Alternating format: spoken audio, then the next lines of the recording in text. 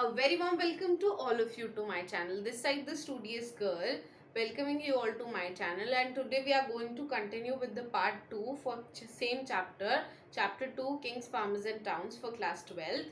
So please do watch this video till the end and do like, share, subscribe the channel, and please do support me. I'll be getting all my tips and tricks and I'll be giving my 100% to make you success in your goals. Changing countryside. Historians have tried to solve the problem by examining stories contained in anthologies such as Jatakas and Panchtantra.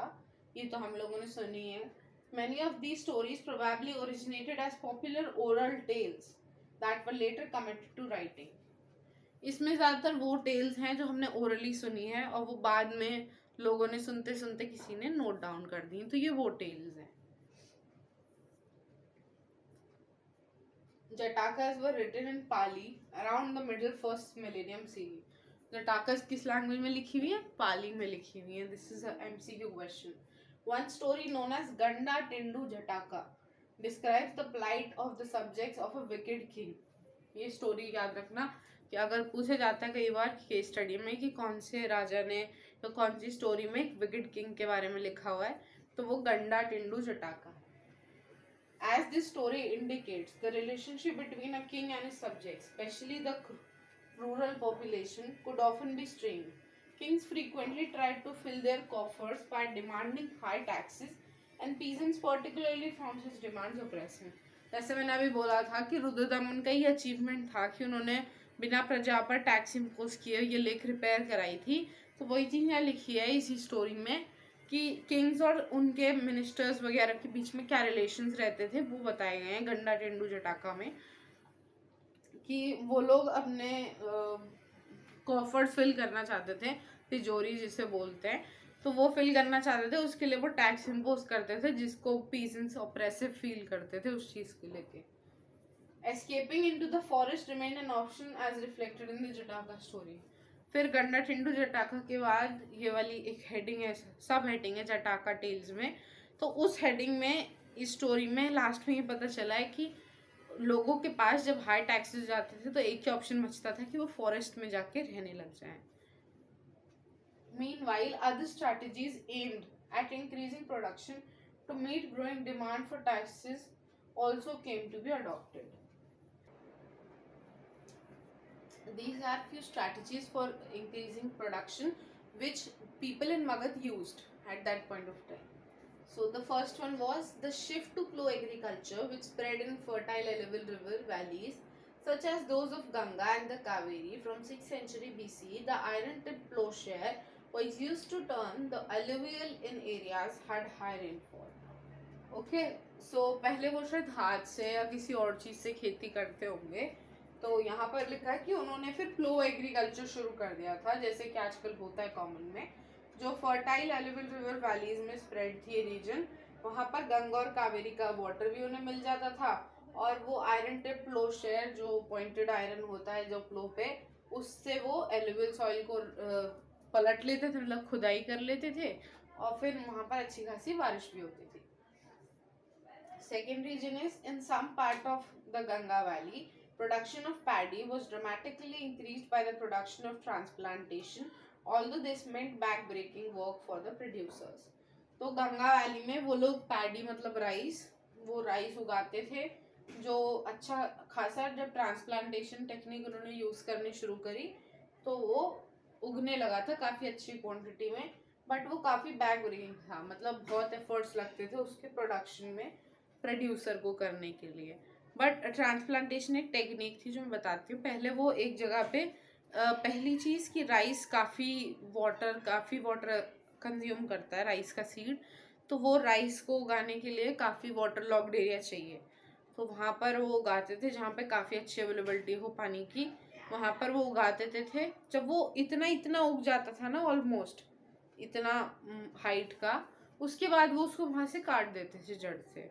जड़ से नहीं काटते थे, उसके ऊपर से काट लेते थे. तो वहां पर भी इतना उग रहा है ऑलरेडी क्योंकि वो जड़ से नहीं कटा है. उसके बाद जो ऊपर का बिना जड़ वाला काटा है इतना रीजन, वो फिर से दूसरे किसी वाटर लॉक्ड एरिया में दबा देते थे, तो वहां से भी राइस उगने लग जाता था. ऐसे उनका प्रोडक्शन काफ़ी एक्सपैंड हुआ और काफ़ी ह्यूज क्वांटिटी में राइस उनके यहाँ पे उगने लगा था.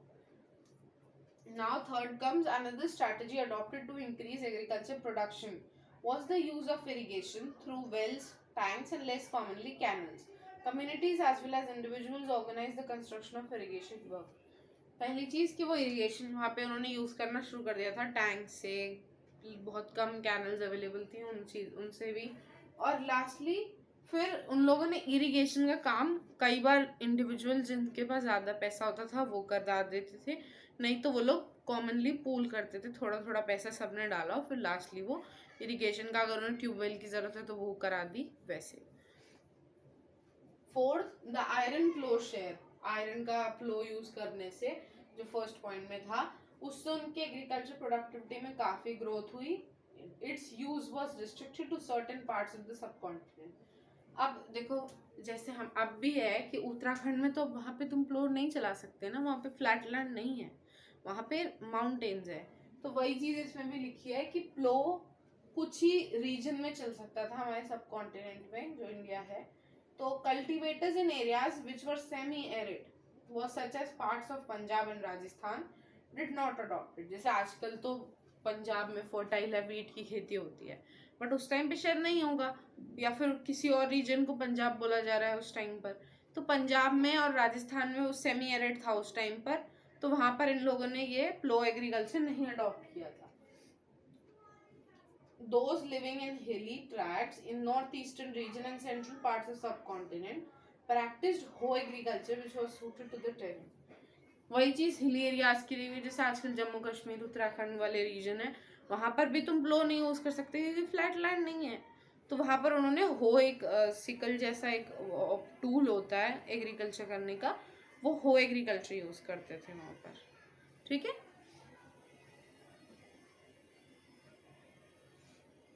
भी कम. एक छोटा बॉक्स है तुम्हारे उसमें भी.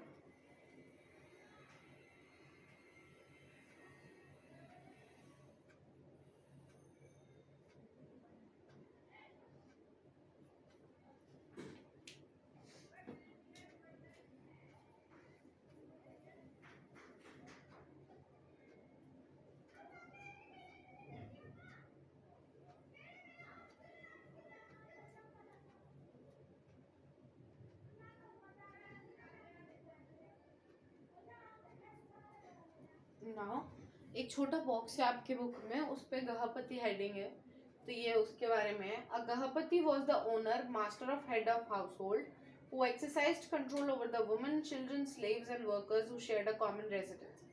गहपति जैसे आजकल पैट्रियार्कल होता है ना, हमारे इंडिया में तो है ही पैट्रियार्कल, तो मेल हेड होता है फैमिली का. तो वही चीज यहाँ पे है कि यहाँ पर मेल हेड को गहपति बोला गया है. who was the owner, master, head of the household who exercised control over women, children and slaves. अच्छा, यहाँ पे तो नहीं लिखा है कि मेल हेड है, बट मैं मेल हेड क्यों कह रही हूँ, क्योंकि साफ लिखा है यहाँ पे कि वो वुमेन, चिल्ड्रन और स्लेव्स पे कंट्रोल करता था, बट मेन नहीं लिखा है. तो कॉमन सेंस है कि वो मेल हेड ही था. Women, children and slaves and workers, और वो सारे एक ही घर में रहते थे, shared a common residence. He was also the owner of the resources like land, animals and other things that belong to the household. आजकल तो होता है जैसे कि फीमेल के नाम पे भी लैंड होता है, या हस्बैंड ने लिया तो फीमेल के नाम पे भी लैंड ले लिया. बट एक ब्रिटिशर्स के टाइम पे भी होता था. ब्रिटिशर्स ने प्रॉमिस किया था जिस टाइम वो इंडिया में आए थे, उन्होंने ये प्रॉमिस किया था कि अगर मेल किसी फीमेल के नाम पे कोई लैंड है तो हम उसे नहीं एक्वायर करेंगे. वही, बट यहाँ पर लैंड फीमेल के नाम पे नहीं है, लैंड भी सारी land of the owner of the land, I think, sorry, owner of the land was also the gahapati. Sometimes the term was used for a marker of status for men belonging to the urban elite including wealthy and merchants. यहाँ पे clear कर दिया कि वो status of main के लिए ही था, और जो अर्बन एलाइट हैं और वेल्दी मर्चेंट्स होते हैं उनके लिए गहपति यूज किया गया है. Here we come. The term Gahapati was often used in Pali text to designate the second and third category. Pali text था जो अशोका के टाइम पे भी यूज होता था, गहपति उस लैंग्वेज में है. और ये सेकेंड और थर्ड कैटेगरी जो हमारे यहाँ पर वैश्या होती हैं, वेल्दी मर्चेंट्स वाला कैटेगरी, उनके लिए ये डेजिग्नेट किया गया था. The large land holders as well as the village headmen whose position was often hereditary emerged as a powerful figures and often exercised control over the cultivators. Large land holders भी थे उस time पर, जो village के head होते थे वो उनकी पोजीशन हेरिडिटरी होती थी. जो विलेज के हेड होते थे उनकी पोजीशन हेरिडिटरी थी. अगर वो हेड बन रहे हैं तो उनका बेटा ही हेड बनेगा. This was hereditary succession. And वो कल्टिवेटर्स के ऊपर भी काफ़ी कंट्रोल रखते थे. कुछ early Tamil literature, the Sangam text, ये तमिल लिटरेचर है संगम. तो अगर कुछ एमसीक्यू में आ जाता है कई बार कि तमिल लिटरेचर कौन सा था, तो the Sangam is the Sangam text is the early Tamil literature. Also mentions different categories of people living in villages. Villages में भी कुछ कैटेगरीज बना दी थी उन लोगों ने कि लोगों को क्या क्या बोला जा सकता है. तो जो लार्ज लैंड ओनर थे उनको वेललार बोला जाता था. जो एग्रीकल्चर का काम करते थे प्लोमेन्स, उन्हें उजहावर बोला जाता था. और जो स्लेव्स थे उन्हें अदीमी बोला जाता था. ये देखो वैसे कुछ इतना हार्ड नहीं है. These are one words but yes you need to learn these, because ये जब आप आंसर लिखोगे ना, आंसर फ्रेम करोगे उस टाइम पे, अगर आप इन्हें एज इट इज डायरेक्ट लिखते हो तो ये आपके काफ़ी काम आएंगे और आपको डायरेक्ट मार्क्स दिलाएंगे. It is likely that these differences were based on differential access to land, labor and some of the new technology. About land grants, we find grants of land being made, many of which were recorded in inscriptions. Okay तो land grants का मतलब first of all ये है कि land किसी को दिया जाता है. जैसे कि उस टाइम पर राजा वॉज द सुप्रीम अथॉरिटी, तो राजा लोग लैंड अपने मिनिस्टर्स को या जिन्होंने उनके लिए काफ़ी सपोर्ट किया या कुछ हेल्प करी, या प्रीस्ट को जो उनके यहाँ पर उनके वेल विशर्स की तरह वर्क करते थे, उन सबको राजा लैंड देते थे, जिसे as a land grant consider किया जाता था. Some of these inscriptions were on stone, but most were on copper plates, which were probably given as a record of the transaction to those who received the land. ज़्यादातर inscription stone पर हैं, पर जो land grants वाले inscriptions हैं वो copper plates पे मिले हैं. तो इससे हमें पता लगता है कि वो लोग रिकॉर्ड करते थे कि किसको कौन सा लैंड दिया गया है, ताकि आगे कोई प्रॉब्लम ना आए.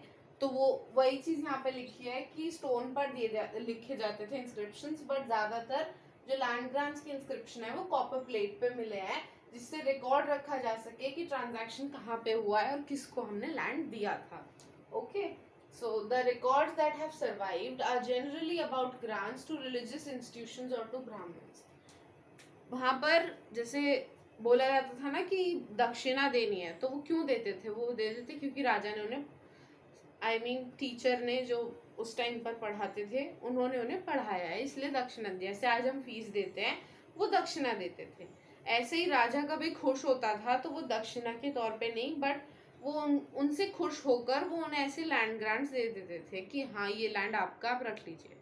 तो यहाँ पर लिखा है कि या तो रिलीजियस इंस्टीट्यूशन को या ब्राह्मण्स को. रिलीजियस इंस्टीट्यूशंस यहाँ पर ज़्यादातर वही हैं जो पूजा करने वाले लोग होते थे या उनके वेल विशर्स होते थे, उनके कोर्ट में बैठते थे जो लोग उनके सपोर्ट के लिए, जैसे कि राम जी के दरबार में राजा मुनि वशिष्ठ बैठते थे, द्रोणाचार्य महाभारत में बैठते थे कौरवों के साथ.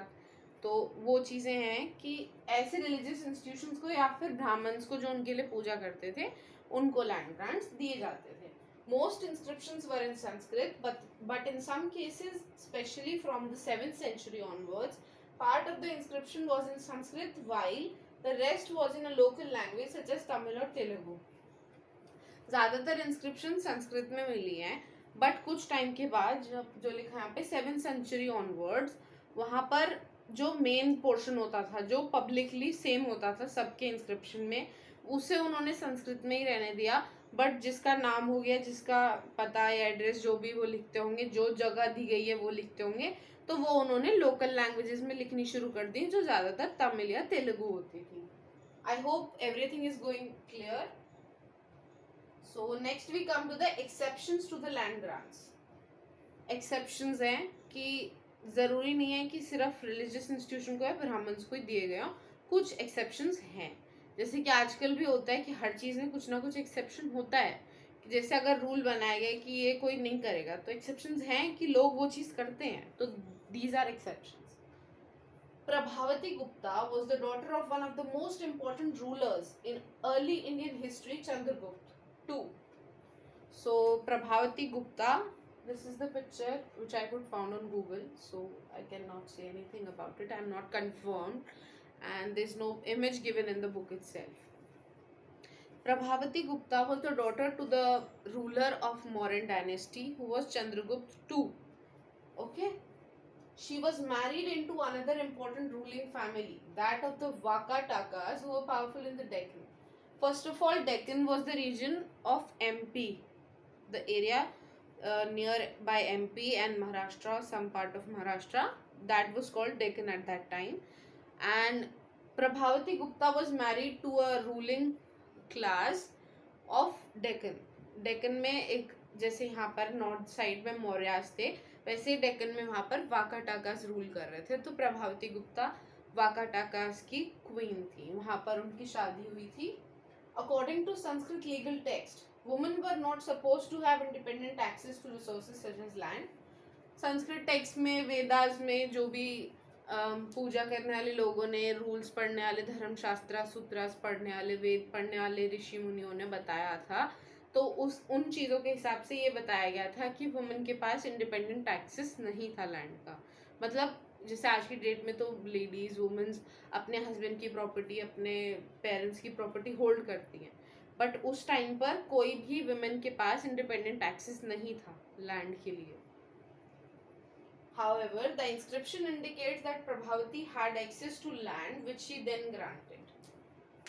प्रभावती गुप्ता एक्सेप्शन बनी कि उनके पास लैंड था जो उन्होंने ग्रांट किया. इन फ्यूचर जब उनके हस्बैंड की डेथ हो गई थी, तो मोस्ट प्रोबेबली तभी उनके पास लैंड आया होगा, बिकॉज अगर रूल नहीं है कि लैंड नहीं ले सकती है वुमेन्स, तो फिर वो तभी हुआ होगा कि कोई माइट भी कोई सन या डॉटर नहीं रही होगी उनकी, तो उन्होंने फिर अपनी वाइफ को ट्रांसफ़र किए होंगे अपने लैंड. तो बाद में जब उन्होंने सारा वाकाटाकास का किंगडम संभाला था, तब उन्होंने लैंड ग्रांट्स दिए थे प्रभावती गुप्ता ने. This may have been cause she was a queen and her situation was therefore exceptional. हाँ, ये चीज़ भी हम लोग कह सकते हैं कि जैसे आज की डेट में भी होता है ना, कि अब हम अगर कोई पुअर क्लास है तो वो बहुत ज़्यादा सोचते होंगे हर चीज़ के बारे में. मिडिल क्लास है वो थोड़ा कम सोचती है कि सोसाइटी के जो चीज़ें हैं. वैसे ही अगर अपर क्लास को देखा जाए, रिच एलाइट को, तो वो लोग आई थिंक बिल्कुल भी नहीं सोचते होंगे उस बारे में कि ये क्यों हो गया, वैसे क्यों हो गया. They were busy in their own lives. So ये चीज़ें हैं. तो उसमें यही लिखा है कि Prabhavati Gupta was a queen and princess, तो वो एलाइट क्लास से थी, तो might be she was an exception just because of this कि उनके पास बहुत प्रॉपर्टी थी, so she can do anything what they want. It is also possible that the provisions of legal texts were not uniformly implemented. वही चीज़ कि जो वेदों में लिखा था वो सब, बट लोअर क्लास तो मानेगी बिकॉज रिलीजियस इन्फ्लुएंस इतना ज़्यादा था, तो लोअर क्लास ने माना होगा, उन्होंने दिया नहीं होगा अपने वुमेन्स को, बट हायर क्लासेस ने नहीं माना. या फिर ये भी हो सकता है कि वाकाटाका के यहाँ पे, जैसे मैंने बोला, कि कोई सन का बर्थ नहीं हुआ और लास्टली फिर क्वीन को संभालना पड़ा, क्योंकि सन माइट भी बाइनर हो उस टाइम, जिस टाइम पे वाकाटाका किंग की डेथ हो गई और Prabhavati Gupta was the only heir at that point of time. So ये हो सकता है. वन थिंग मोर, बहुत अच्छा एमसीक्यू बनता है यहाँ से कि वाकाटाका की, तो Prabhavati Gupta because she was married into the kingdom of Vakataka, तो she was queen of Vakataka, whereas she was a daughter of Chandragupta II. So she was the princess of Mauryan dynasty. So these are the two things you need to remember very importantly, because इसमें question में कई बार MCQ में आ जाता है, तो इसमें बच्चे confuse होते हैं. तो कई बार वो बच्चे तो यही सोचते हैं कि प्रिंसेस और क्वीन एक ही चीज़ है, तो अलग अलग डायनेस्टी कैसे. सो ये एक इम्पोर्टेंट MCQ है कि she was the queen of Vakataka dynasty and she was the princess of Mauryan dynasty. Okay. Agrahara was land granted to a Brahmana who was usually exempted from paying land revenue and other dues. To the king was often given the right to collect these dues from the local people. Agrahara was the land which was given to Brahmanas as land grants, और वो उनको कोई tax नहीं देना पड़ता था, they were exempted from the tax. उनके जो अगर कोई ड्यूज बचे हैं तो वो भी उनसे एग्जेम्प्ट कर दिए जाते थे कि कोई नहीं, आपके ड्यूज माफ है। और किंग उनसे ये भी बोलते थे कि आप इस जो भी हम लैंड ग्रांट दे रहे हैं इस पर आप अगर कोई स्कूल या कुछ बनाते हो तो आप उस चीज़ के लिए पैसे या टैक्स या फीस जो भी आप कलेक्ट करना चाहो आप उस चीज़ के लिए अलाउड हो। However, there were people who were often beyond the reach of officials, who were samantas, pastoralists, fisher folk and hunter gatherers, mobile or semi-sedentary artisans, shifting cultivators. Generally, such groups did not keep detailed record of their lives and transactions. तो जितने भी मैंने नाम लिए, सामंतास, पैस्टरलिस्ट, Fisher फोक, artisan, semi sedentary artisans जो थे, ये सब लोग अपने लाइफ के बारे में उन्होंने ज़्यादा कुछ नहीं लिखा, और ये मोबाइल थे, और ये सारे जितने भी नोट्स वगैरह ये इंस्क्रिप्शंस लिखी गई हैं इन चीज़ों से बहुत दूर थे, तो इनके बारे में हमें कोई इन्फॉर्मेशन ऐसी नहीं है। That land grants were signs of weakening political power as kings were losing control over their samantas. They tried to win allies by making grants of land. They also feel that kings tried to project themselves as supermen because they were losing control. कई बार बोला जाता है कि जब कोई राजा अपनी land को देने लगे तो वो उसकी किंगडम के फॉल होने की निशानी है कि हाँ, राजा का किंगडम खत्म होता जा रहा है। तो ये यही चीज यहाँ पे लिखी है कि वो लूजिंग कंट्रोल ओवर द सामंतास। कई बार मैंने बोला था ना कि जो ब्राइट माइंडेड होते थे वो कम पैसा दे देते थे और अपने पास रख लेते थे, तो lastly they used to subordinate the original king.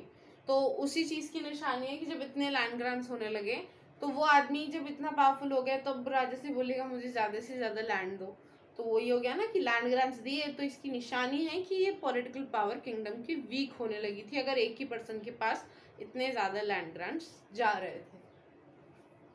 Land grants provide some insight into the relationship between cultivators and states.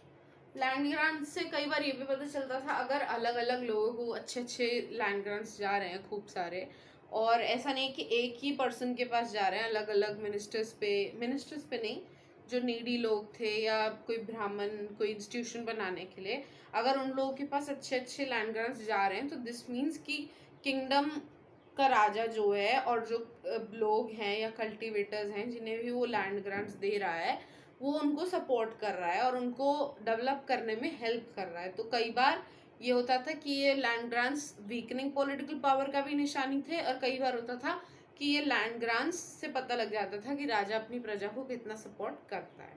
Okay, so here we come to towns and trade.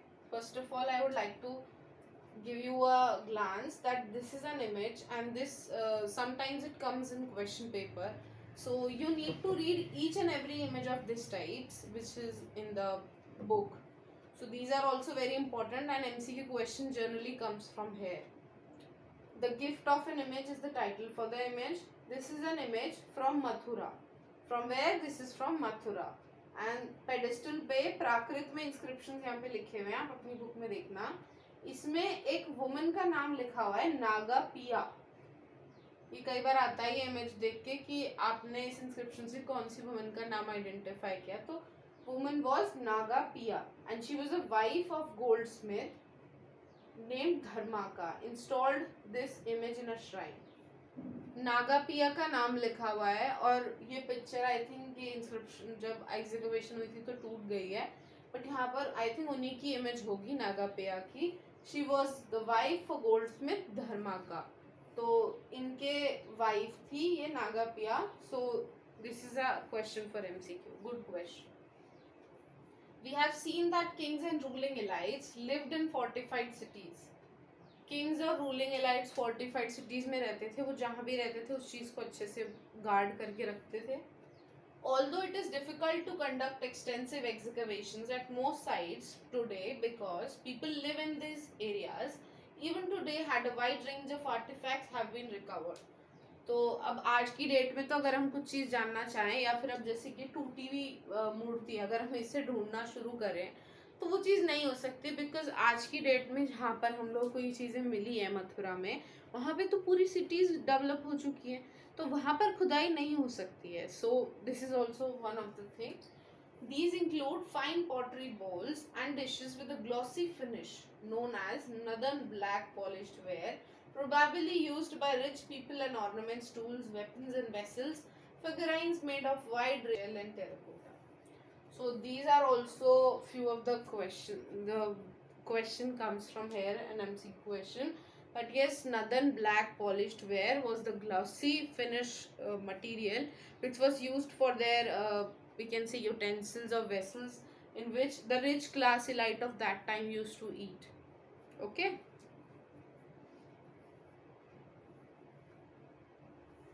We find short votive inscriptions in a number of cities. These mentions the name of the donor and sometimes specify his or her occupation as well. Votive inscriptions record gifts made to religious institutions.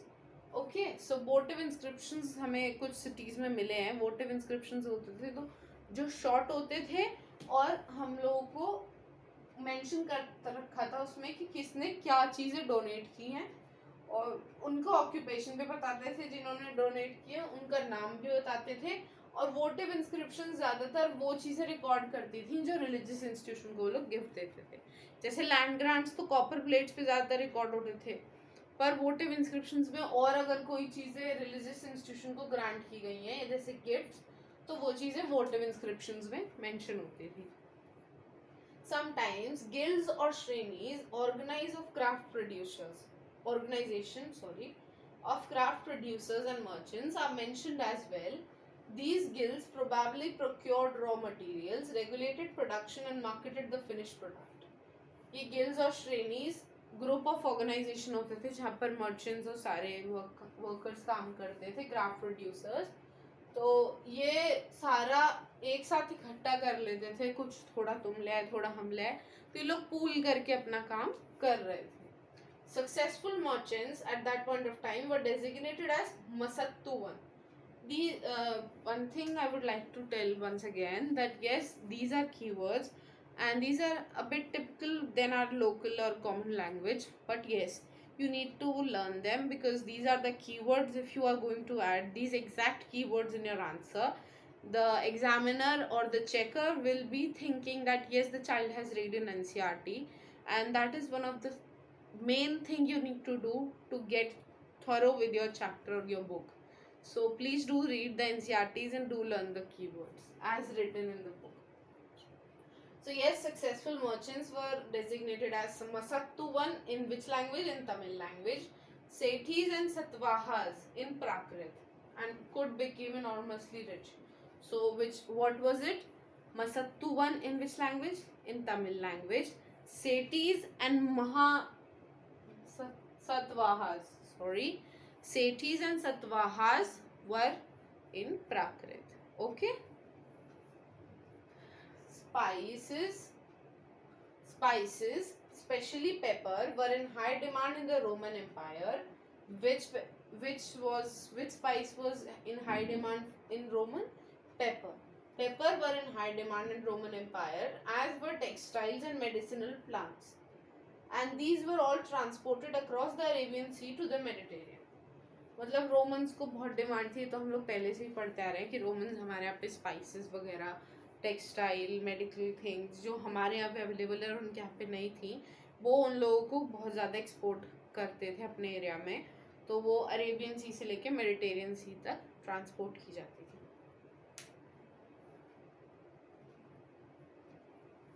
To some extent, exchanges were facilitated by the introduction of coinage.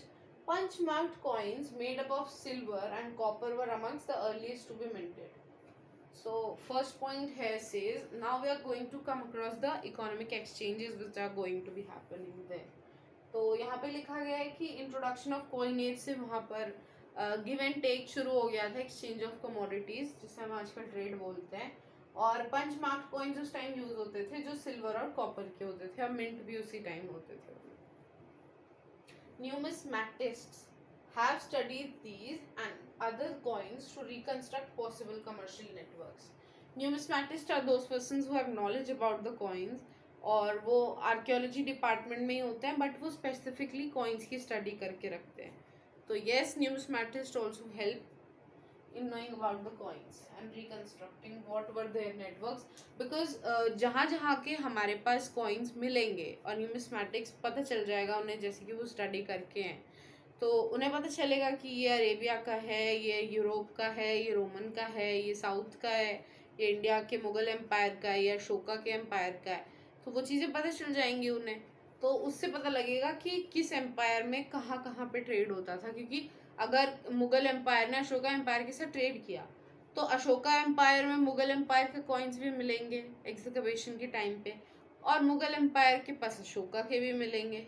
तो उस चीज़ से पता लग जाए कि कहाँ कहाँ पर उनका ट्रेड नेटवर्क एक्सपेंडेड था।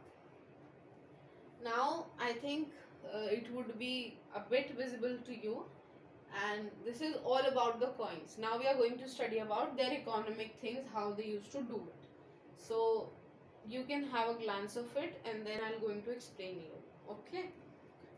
Indo-Greeks were the first ones to mint the coins. Okay. The first coins to bear the names and images of rulers were issued by the Indo-Greeks, who established control over the northwestern part of the subcontinent. So जब पहली बार coins जो name और image के साथ थे वो Indo Greeks ने किए थे, mint. ओके तो ये क्वेश्चन बहुत कॉमन है और ये आता है ज़्यादातर ये क्वेश्चन कि name about the economic exchanges या फिर name about the coins which were found in that area. तो first coins to bear the names and images of rulers were minted by Indo Greeks. Kushanas, however, issued the largest hoards of gold coins. First, gold coins. These were virtually identical in weight with those issued by contemporary Roman empires and Parthian rulers of Iran, have been found from several sites in North India and Central Asia. सबसे पहली चीज़ कि कुशानास का rule Kashmir की side ज़्यादा रहा है और हमें वहाँ से भी मिले ही हैं. तो एग्जीक्यूशन में मिली थी ये चीज़ें कि कुशानास ने सबसे बड़ा horde of gold coins issue किया था. अब ये माइट भी उन्होंने जब उनका बहुत ज़्यादा होर्ड हो गया होगा तो उन्होंने गोल्ड कॉइन्स का कोई मिंट किया होगा या सिल्वर पे कोई मिंट किया हो निशान जिससे पता लगे कि बहुत गोल्ड था. तो वो चीज़ें भी हो सकती हैं. फिर दूसरी चीज़ है कि इनका जो कॉइन था, जो इनका होर्ड्स ऑफ गोल्ड कॉइन्स था, तो उस गोल्ड कॉइन में हर एक कॉइन का वेट आइडेंटिकल था. किन के कॉइन से? जो रोमन एम्परर्स के मिंटेड कॉइन थे और जो पार्देनियंस जो ईरान में रूल कर रहे थे उनके मिंटेड कॉइन से, जिनका वेट एग्जैक्टली सेम था. तो Kushanas, Roman emperors and Parthians of Iran, ये तीन रूलर्स का कॉइन्स का मिंट जो उन्होंने किया था उनके वेट एग्जैक्टली सेम थे.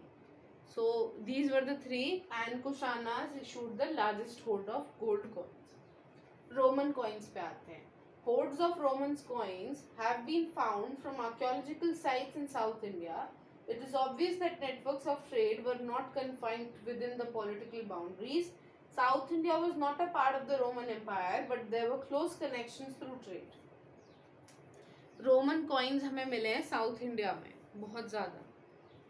तो एक तो ये हो सकता है कि साउथ इंडिया में वो गोल्ड का एक्सचेंज करते हो या गोल्ड खरीदते हो वहाँ से. और दूसरी चीज़ कि वहाँ पर रोमन एम्पायर के टाइम पर साउथ इंडिया उनके एम्पायर में नहीं आता था रोमन्स के टाइम पर, बट वहाँ पर रोमन के फिर कॉइन्स क्यों मिले? तो इसीलिए मिले. उससे हमें पता चल गया कि रोमन एम्पायर ने भी वहाँ पर ट्रेड किया था साउथ इंडिया से, तो वहाँ पर हमें रोमन कॉइन्स भी मिले. Now we come to the fourth one, Yaudheyas. These were the coins issued by tribal republics such as that of Yodehas of Punjab and Haryana. Archaeologists have unearthed several thousand copper coins issued by Yodehas, pointing to the latest interest in participation in economic exchanges.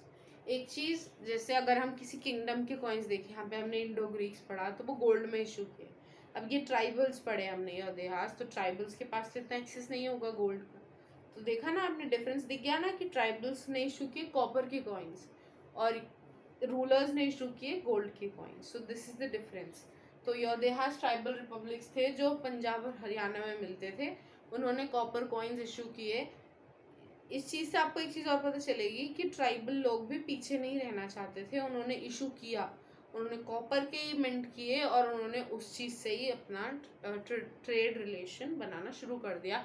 Might भी हो सकता है कि वो बड़े world में, kingdoms के world में ना जाके वो अपने रिपब्लिक में या फिर ट्राइबल में ही करते हो ट्रेड, तो कुछ भी हो सकता है।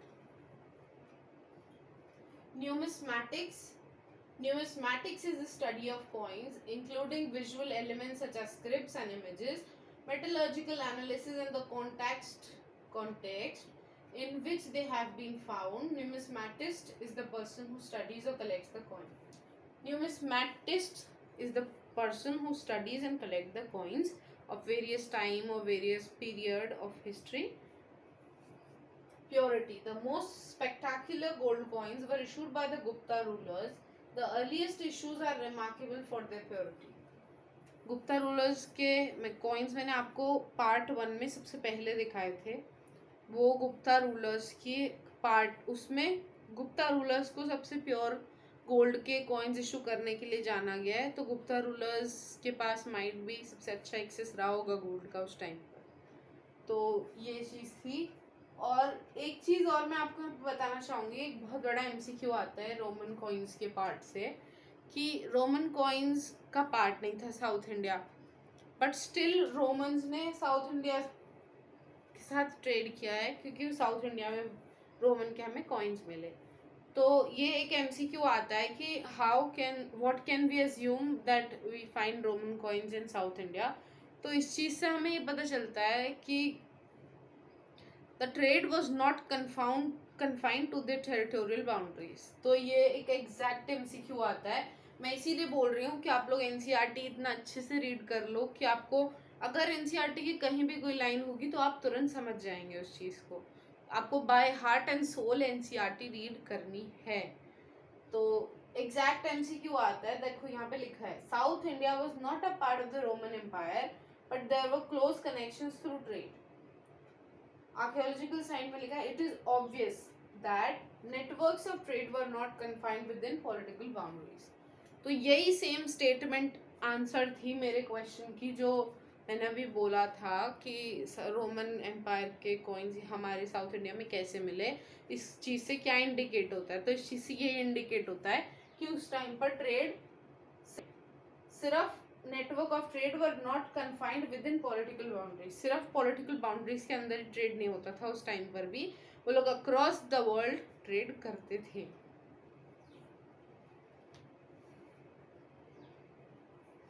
Here we should come to another thing, deciphering Brahmi. I said earlier in the part 1 that yes, Brahmi and Kharoshthi were the two scripts used at that point of time. तो अब पता चलेगा कि ब्राह्मी डिसाइफर कैसे हुई थी। Most scripts used to write modern Indian languages are derived from Brahmi, the script used in most Ashokan inscriptions. तो ब्राह्मी सबसे ज़्यादा यूज्ड हुई लैंग्वेज थी जो अशोका के टाइम पर यूज़ हुई थी, और इंस्क्रिप्शंस में भी ब्राह्मी ही यूज़ हुई है। और ब्राह्मी के बारे में लिखा है कि जितनी भी प्रेजेंट डे इंस्क्रिप्शंस हैं या प्रेजेंट डे लैंग्वेजेस हैं वो ब्राह्मी से डिराइव हुई है। Okay, so European scholars aided by Indian pandits worked backwards from contemporary Bengali and Devanagari script used to write Hindi manuscripts comparing their letters with older specimens.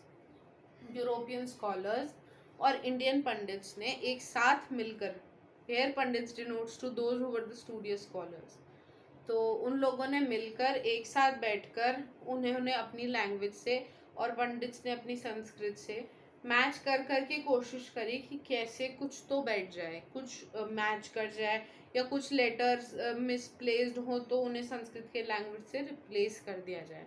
तो ऐसे करते करते उन्होंने बंगाली और देवनागरी स्क्रिप्ट को यूज़ करके लास्टली उन्होंने डिसाइफर किया था। उन्होंने सारी स्क्रिप्ट जितनी भी उन लोगों को पता थी, तो यहाँ पर जैसे लिखा है कि देवनागरी और बंगाली से वो थोड़ा थोड़ा मैच कर गया था।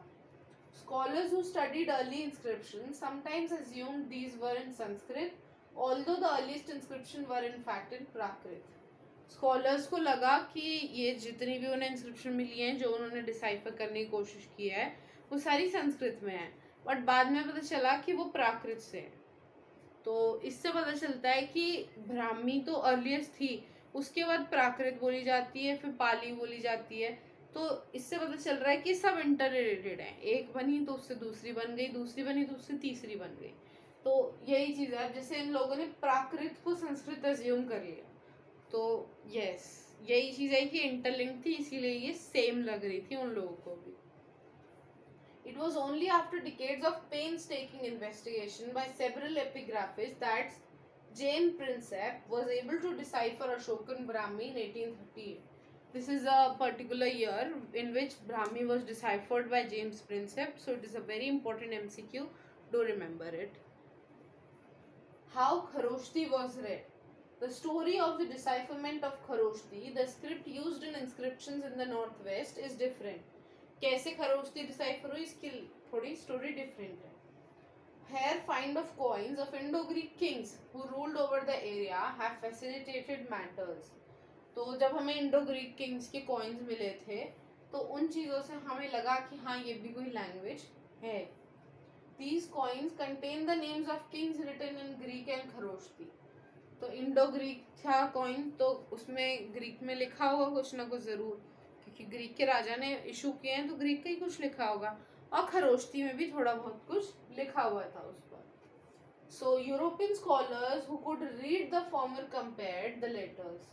अब देखो खरोष्टी जो लिखी है वो अपने इंडियन लोग पढ़ पाते, जो ग्रीक लिखी है वो ग्रीक लोग पढ़ पाएंगे, यूरोपियन लोग तो वो पढ़ पाएंगे तो इजीली. तो यूरोपियन स्कॉलर्स उसको डिसाइफर करने बैठे. तो for instance the symbol for A could be found in both scripts for writing names such as Apollodotus. With Prinsep identifying the language of the Kharosthi inscription as Prakrit, it became possible to read longer inscriptions as well. तो सब actually हुआ ये था कि Greek लिखा हुआ था एक साइड उस इंडो ग्रीक कॉइन पे, एक साइड खरोष्टी लिखा हुआ था. तो ग्रीक लिख रहे थे जब वो, तो ग्रीक अगर कोई ग्रीक आदमी उस चीज़ को, जैसे यूरोपियन स्कॉलर्स तो उन्हें ग्रीक अच्छे से पता थी, तो वो अगर उस चीज़ को डिसाइफर करने बैठेंगे तो दे कैन इजीली नो ना. तो उन्होंने ग्रीक पढ़ी, उन्हें समझ में आ गया कि अपोलोडोटस का नाम लिखा है. अब आगे कुछ और पीछे कुछ ऐसा तो ज़रूरी नहीं है, तो आगे भी, और उस टाइम पर इतना नहीं था कि एक साइड पे ईयर लिखना है, एक साइड पे पिक्चर छापनी है, वो सब तो जो आगे था वही पीछे था उस टाइम पर. तो अगर उन्होंने पीछे का साइड पढ़ लिया तो they will try to match ना कि हाँ ये ही लिखा होगा वहाँ पर. तो उन्होंने धीरे धीरे फिर लेटर्स मैच करने शुरू करे. तो ग्रीक का लेटर खरोष्टी के लेटर से उन्होंने मैच करना शुरू किया, और lastly they came to know that yes Apollodotus was written on it in Kharosthi language. तो इस तरीके से डिसाइफर हो गई थी लैंग्वेज, और उसके बाद उन्होंने बड़े बड़े इंस्क्रिप्शंस भी जो खरोष्टी में थे वो उन्होंने डिसाइफर किए. So he was James Prinsep who deciphered Brahmi and Kharoshti script. So these are two sources in your book itself. Peripelis is a Greek word meaning sailing around, and Ardean was the Greek name for Red Sea. Page 44 पे एक purple box है, जिस it is a long purple box. उस source में से मुझे ये line बहुत इंपॉर्टेंट लगी, इसलिए आई मेंशन्ड हियर, बट आप पूरा सोर्स भी रीड कर सकते हो. बट ये आ सकता है कि नेम और identify the meaning of this. तो पेरिपेलिस का मतलब था, Periplus first of all Greek word है, उसके बाद उसका मतलब था sailing around. Periplus means sailing around. And Erythraean was the Greek word, ये भी एक ग्रीक वर्ड है, इसका मतलब था रेड सी. ओके, तो ये these two words are togetherly said Periplus Erythraean. तो इसका मतलब था sailing around the Red Sea. तो दिस वॉज द फ्रेज. तो अगर ये भी आ जाता आपके पास कि पेरिपेलिस अर्देनियन क्या था, डिफाइन इट्स मीनिंग, तो आप लिख सकते हो कि सेलिंग अराउंड द रेड सी. या फिर पेरिपेलिस पूछा जाए तो द सेलिंग लिख लेना, सेलिंग अराउंड, या अर्देनियन आ जाए तो द रेड सी चूज कर लेना. एमसीक्यू में अच्छा है क्वेश्चन, और ये आया भी था आई थिंक मेरे board. Note that the name of the ruler Ashoka, this is another source. So note that the name of the ruler Ashoka is not mentioned in the inscription. Inscription में Ashoka नहीं लिखा हुआ है. What is used instead are titles adopted by the ruler, Devanam Piya, often translated as beloved of the gods, Piya Dasi, or pleasant to behold. These are the two names which were names, or we can say the titles which were carried out by Ashoka, and he was popularly known by these two names. So first is Deva Nampiya, which is beloved of gods, and the another one is Piyadasi, which is pleasant to behold. So ये दो words हैं, इनके meaning भी याद रखते हैं, MCQ में आते हैं. तो इसका एक ट्रिक है, कई बार बच्चे कंफ्यूज हो जाते हैं, इसमें भी मैं इसलिए ट्रिक दे रही हूँ. तो देवा नामपिया इज देव, तो देव हमें पता है कि गॉड होता है, तो वी कैन कनेक्ट दैट. अगर देवा नामपिया पूछा जा रहा है, दिस मीन्स गॉड है. तो pleasant to behold, I am sorry, Devanampiya है, तो देवा मतलब गॉड. सो गॉड से हम रिलेट कर सकते हैं कि देवा नामपिया मीन्स बिलवड ऑफ गॉड. वेराज अगर पिया दासी आता है, तो पिया दासी से आप पी से रिलेट कर लीजिए कि pleasant to behold is for Piyadasi. Okay, so here we came, the name Ashoka is mentioned in some other inscriptions which also contains these titles. Now we come to another sources, Pati Vedikas. Should report to me about the affairs of the people at all times. This is a sentence या फिर statement आप कह लीजिए कि coat करी गई है, अशोका ने खुद बोली थी. Pativedakas should report to me about the affairs of the people at all times, anywhere, whether I am eating in the inner apartment, in the bedroom, in the cow pen, being carried possibly in palanquin or in the garden, and I will dispose of the affair of the people everywhere. This is from page 47 of the source, and this is from page 44. तो पति वेदिकास को अशोका के time के reporters बोला जाता है. जैसे आजकल मीडिया होती है ना, वैसे ही पति वेदिकास को रिपोर्टर्स बोला जाता था, जो अशोका ने खुद अपने लिए अपॉइंट किए थे.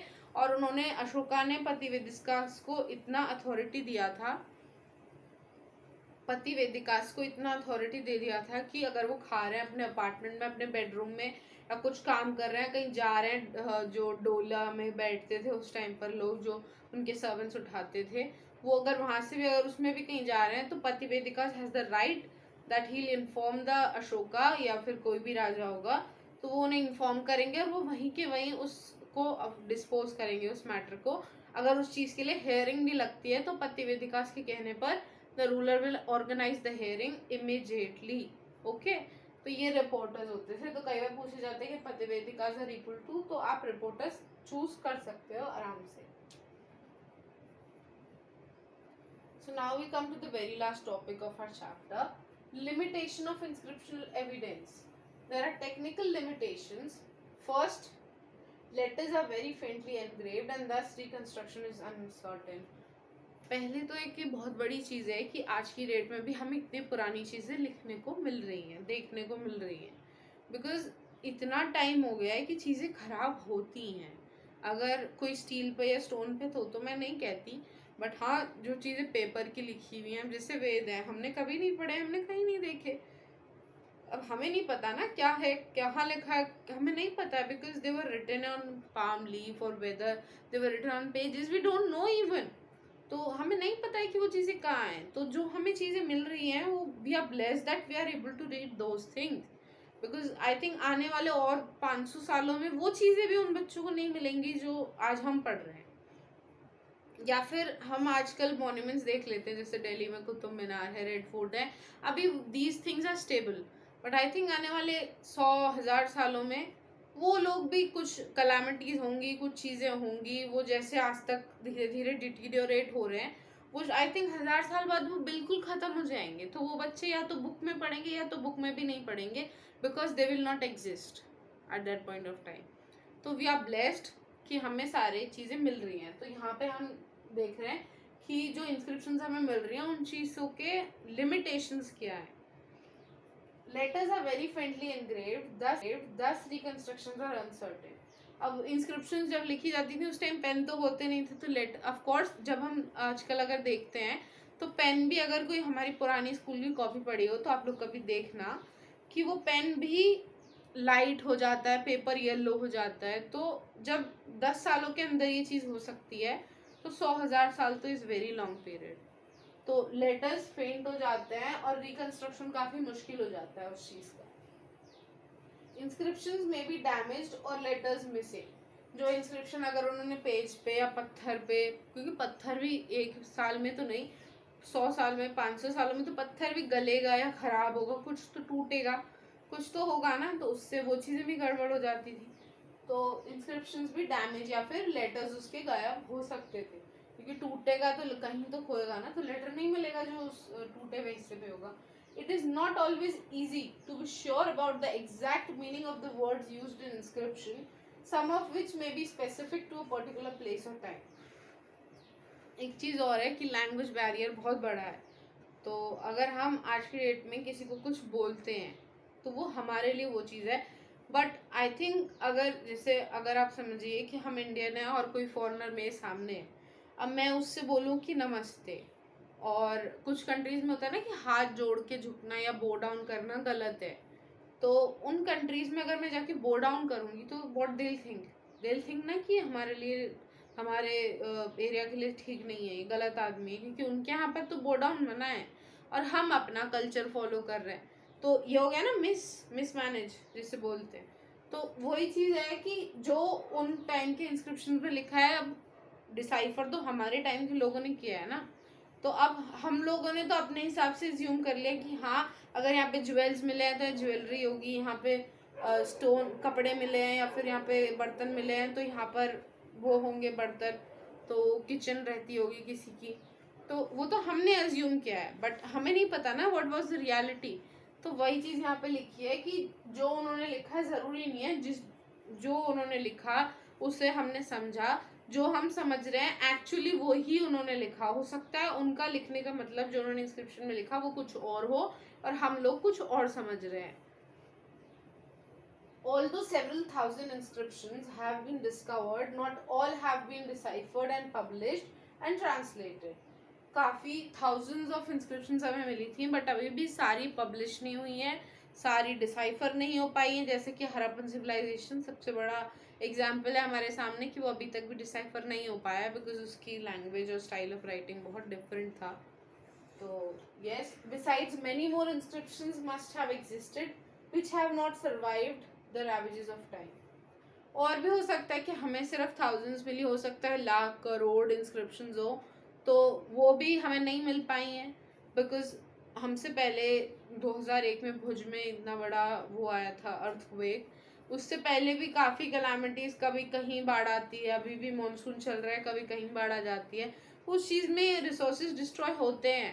तो वही मतलब है कि ओवर पीरियड ऑफ टाइम बहुत सारे इंस्क्रिप्शंस खराब भी हो चुके होंगे. So what is available at present is probably only a fraction of what is inscribed. आज की डेट में हमें जो भी मिला हुआ है, जितना भी हम पढ़ रहे हैं, वो आधी अधूरी इंफॉर्मेशन है. It is only a part of fraction of it which was actually written. तो हमें एग्जैक्टली कुछ भी नहीं मिला है. जितनी बड़ी हमारी हिस्ट्री है उस हिसाब से हमारे पास अभी एग्जैक्टली कोई भी परफेक्ट इंफॉर्मेशन नहीं है. तो this is also one drawback. There are some fundamental problems also. So not everything that we may consider politically or economically significant was necessarily recorded in inscriptions. अब चलो देखो, जैसे हम लोग इस टाइम अगर सोचें कि हरप्पन में क्या होता होगा, कैसे होगा, तो we are curious about to know कि हाँ वो लोग कैसे करते थे. बट अब हमें नहीं पता ना कि वो लोगों के लिए वो चीज़ मैटर करती थी. जैसे if we want to know that कि वहाँ पर अगर जूता फटता होगा या कुछ वो पहनते होंगे अपने पैरों में, तो वो उसे कैसे सही करते होंगे. जैसे आज तो हम तो इजीली कॉबलर के पास चले जाते हैं, बट वो लोग क्या करते होंगे. तो अगर वी आर क्यूरियस, बट उनके लिए तो एक बहुत आम चीज़ थी ना कि जूते फट गए तो क्या करना है, कैसे करना है. They were very habitual with that. अब अगर हम लोग अपना जूता कॉबलर को दे देते हैं, अब हमारी आने वाली फ्यू जनरेशन्स के बाद अगर वो बच्चे हमसे पूछेंगे कि क्या हुआ, ये जूता कैसे सही होगा या कुछ भी, तो उनके लिए वो चीज़ नहीं होगी. They will be curious, but हमें तो लगेगा कि हाँ हम तो यही करते आ रहे हैं, इसमें क्या नया है. तो ये डिफरेंस है कि जो चीज़ हम सोच रहे हैं कि वो इम्पोर्टेंट है, ज़रूरी नहीं था कि जिन्होंने इंस्क्रिप्शंस लिखे उस टाइम पर उन्होंने भी वो चीज़ सोची होगी कि वो इम्पोर्टेंट हो सकती है आने वाले जो लोग पढ़ेंगे या जनरेशन्स पढ़ेंगी. So this is a type of inscription. Copper plate की इंस्क्रिप्शन है, ये कर्नाटका में मिली थी. तो 6th सेंचुरी सी की इंस्क्रिप्शन है।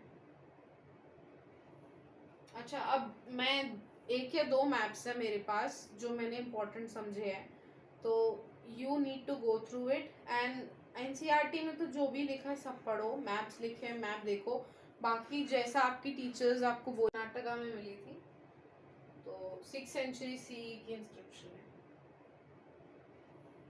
अच्छा, अब मैं एक या दो मैप्स है मेरे पास जो मैंने इम्पोर्टेंट समझे हैं, तो you need to go through it. And NCERT में तो जो भी लिखा है सब पढ़ो, मैप्स लिखे हैं मैप देखो, बाकी जैसा आपकी टीचर्स आपको बोलें कि ये एरियाज इम्पोर्टेंट है। बाकी फ्यूचर में आई थिंक मैं आपको एक डेडिकेटेडली मैप की वीडियो भी बनाऊंगी जब पूरा सिलेबस कंप्लीट हो जाएगा, तो उस टाइम पर भी मैं आपको अच्छे से बता दूंगी।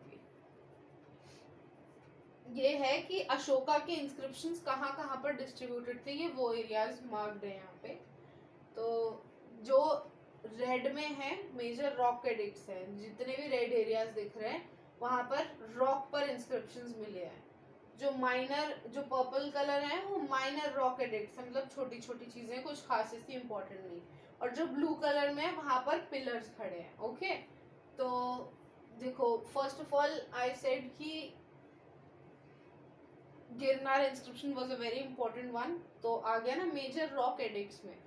Major rock edicts Girnar, Girnar में है इंस्क्रिप्शन। ओके, सनाती, सोपारा, जौगढ़, कलिंगा, शिशुपालगढ़, तो इनमें से मैं आपको इम्पोर्टेंट बताती हूँ। एक तो गिरनार, क्यों आपकी बुक में तो बहुत इम्पोर्टेंट है। Sopara is also important, Shishupalgarh is important, and here I think no need. Now we come to the minor rock edicts.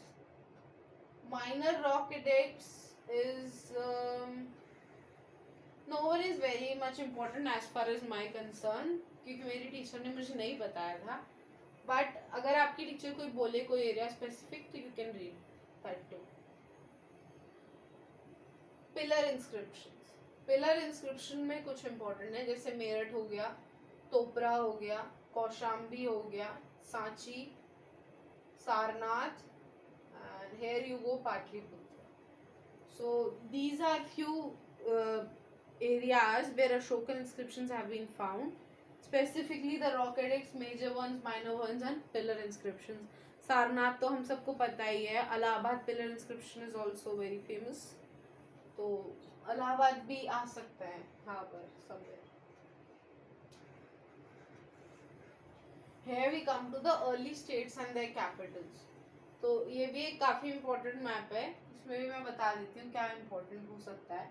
Gandhara first of all मैंने बोला था कि अफगानिस्तान की साइड है।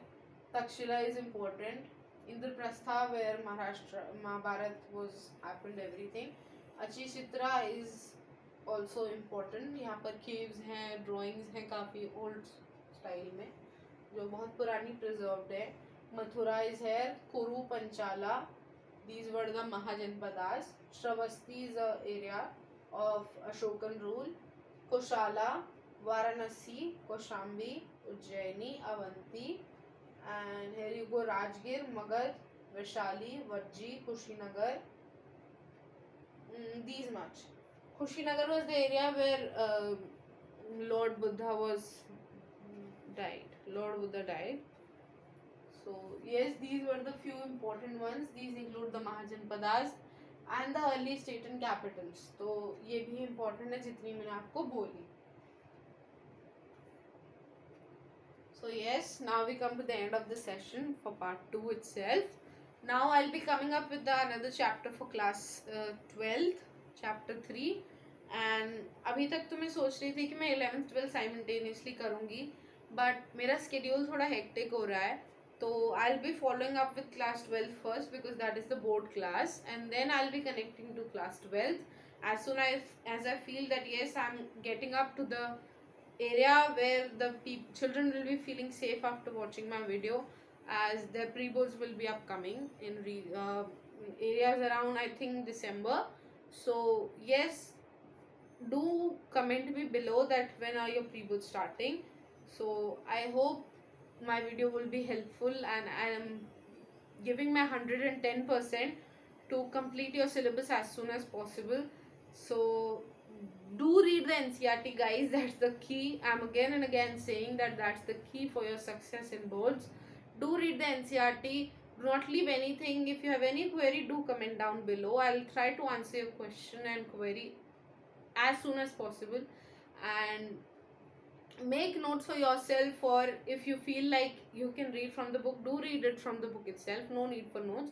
बट अगर आपको लगता है कि मैं बुक से नहीं पढ़ पा रहा हूँ या मुझे लिख के पढ़ना है, तो you can make notes, short notes, and any other help you require from my side, I'll be always there for you.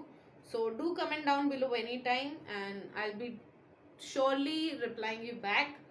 And map का भी मैं स्ट्रैटेजी, जब मैं फाइनल वीडियो लाऊंगी मैप का, तो मैं तब आपको बताऊंगी कि मैप कैसे याद करना है. इम्पॉर्टेंट मैं हर चैप्टर का ऐसे ही आपको बताती हुई चल रही हूँ, तो आपके यूटीज वगैरह के लिए तो इम्पॉर्टेंट ही इनफ है. बाकी थोड़ा बहुत आपकी टीचर्स बता देंगी. So I hope you enjoyed the video. Please do like, share and comment below. Subscribe to my channel because I'm seeing that views are increasing every day, but the subscribers are constantly stuck at point. So please do support me and do support my channel. Do support my aim, and thank you very much. Please subscribe the channel. This side the Studious Girl signing off. Thank you very much.